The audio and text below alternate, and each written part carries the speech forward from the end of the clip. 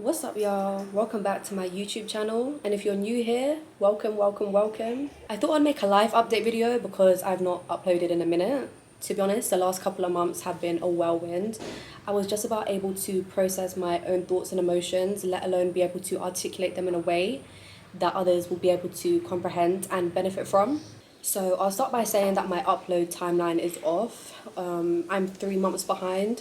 So when I uploaded my I moved to LA video, that was actually when I'd left LA. I stayed in LA for 3 months. It wasn't for me. So I flew to Thailand where I spent 2 months in Bangkok, currently in Cambodia where I've been for the past 2 and a bit weeks. And my next stop is Mexico, so back over the Pacific Ocean where I was before. I guess I'll start by talking about my time in LA, first in a practical sense, in terms of like what I was up to, what I liked, what I didn't like, but then I'd like to go over it in a deeper sense, talk about the lessons that I learned there, and hopefully provide some insight for anybody else that's in this liminal space and potentially considering a big move in their own life. Let's get into it. So the first half of my trip, so about 6 weeks, I stayed in Calabasas. I really like this area. It's quiet, clean, peaceful, luxury. I led a pretty slow life when I was there, I guess what you would call a soft life. Getting cute, taking myself out for lunches, dinners, visiting the malls, spending time in nature, hiking trails, all that good stuff. I had been to the strip club and a couple of bars with the guy that I was seeing at the time, but other than that, I stayed away from the nightlife. One of my favorite places to visit was Calabasas Commons. It was super cute. There was shops there, restaurants, an outdoor area with turtles outside, which I loved. They were so cute.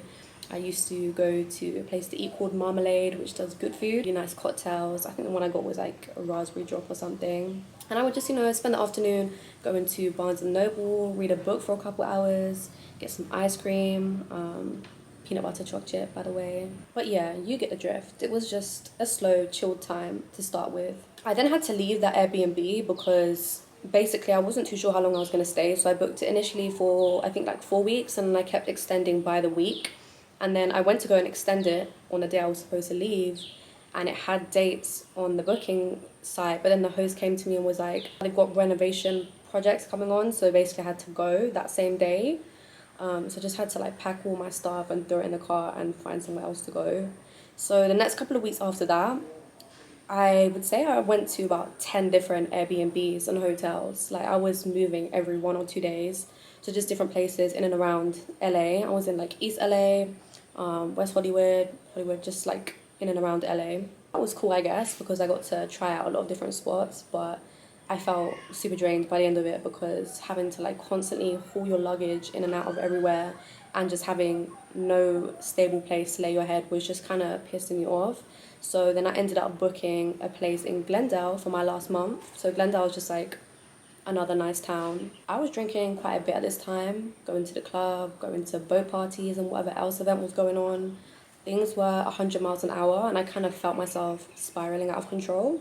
I feel like LA was just so fast paced. My energy was being pulled everywhere. I was trying to figure things and myself out. I was just moving so fast, just doing things every single day. It was just intense and I felt drained in every way. Physically, financially, emotionally.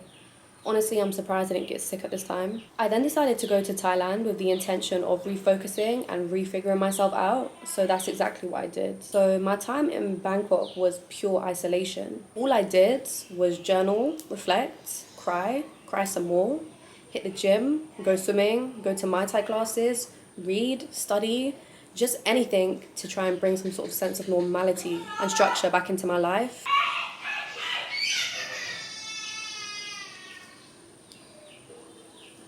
There's a fly flying in my face, there's people screaming, and I'm getting overstimulated. Why is this fly? I was kind of just doing anything with no real intention behind it, just trying to get my mind right in any way possible, I suppose.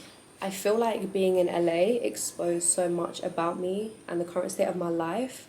It was like a huge reality check, and everything I thought I know was kind of broken down into pieces, and I felt like I had to rebuild myself back up from the ground. I felt more alone than ever, and I kind of felt like I was just floating through each day with high functioning depression, trying to push myself through in any way I could, but it's like I was dealing with all these emotions and being alone, and I was trying to continue pushing and moving forward, but There was just so much going on in my head. It was a real mess up there. So yeah, I would say it was a dark time. There were days that I honestly thought that I was going insane.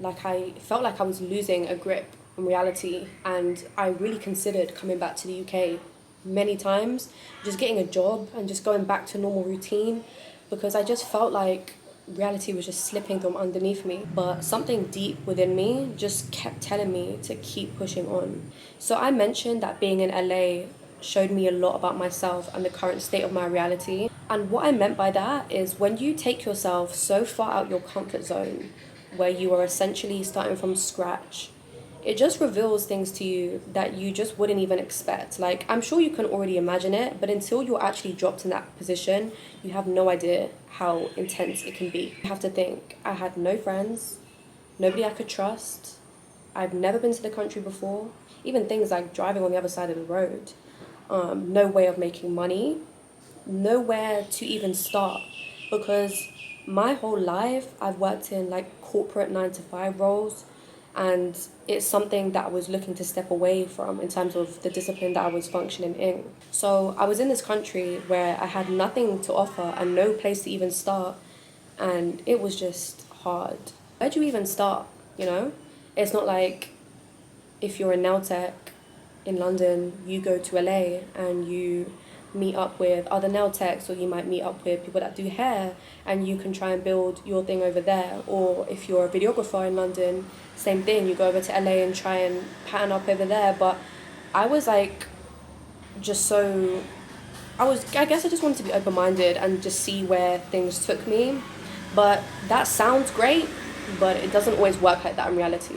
So yeah, it was definitely tough. Like, as much as I had a good time there, it just really showed me that I needed to figure out who I was and what I wanted to do, and just put my head down and make it happen. Even, for instance, things like making friends. I was there for 3 months and I don't have any friends from LA. I'm not really that type of person that will go out and make superficial friendships to just go out and drink with people. I would want to like forge deep connections, but it was like I just didn't even know where to look, where to start, because it just felt like I just didn't even know myself. Honestly, I just was dropped so far in the deep end, it was crazy. But I feel like it was necessary, imperative for my growth. Anyways, I was in Thailand on a 2-month visa, so I had to leave. And of course, I left it to the very last day.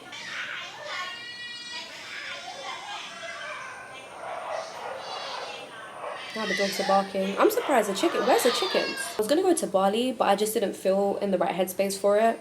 I felt like when I go to Bali, I would want to be like super prepared. I didn't have time to go shopping or do my hair or things like that. I would want to be, you know, picture ready. I'm in Bali, I'm trying to have fun, turn up and stuff. So, but I needed to leave Thailand. I had to do something. So I ended up just booking a coach to Cambodia, just on a spontaneous thing, because it just made sense to do. It was like £20 to get here. It was an 8-hour drive, but I actually kind of enjoyed it. I just chilled and listened to music and watched Netflix on my laptop. Anyway, I was only supposed to stay here for like 5 to 7 days, but then I felt ill. So I've been here for just over 2.5 weeks now. I'm going back to Bangkok in a couple of days, for a couple of days, and then I'm going to Mexico to get my BBL.